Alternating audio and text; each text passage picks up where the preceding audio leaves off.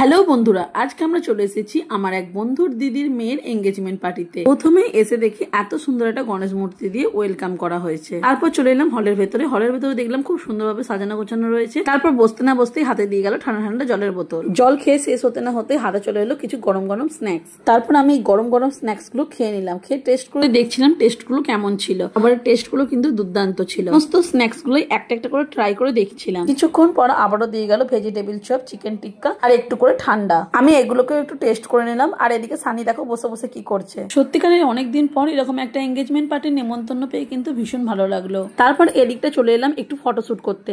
চারিদিকগুলো কিন্তু ভীষণ সুন্দর লাগছিল। আমরা সবাই মিলেও কিছু ফটো তুলে নিলাম। তারপরেই দেখো এখানে কিন্তু দুলহা আর দুলহানের কিন্তু এন্ট্রি শুরু হয়ে গেছে। চলো একটু ছোট্ট করে সিনেমেটিক শটের মাধ্যমে দেখে নাও।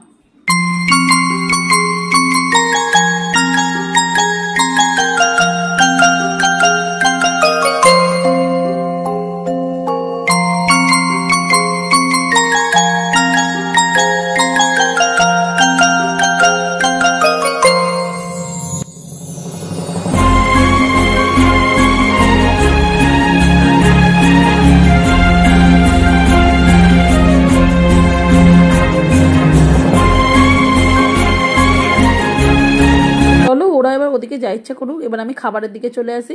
এখানে আমি খাবারের প্লেট নিয়ে নিয়েছি আর খুব খিদেও পেয়ে গেছে। চলো খাবারটা নিয়ে তোমাদেরকে দেখাচ্ছি। এই যে দেখো এখানে আমি খাবার নিয়ে চলে এসেছি।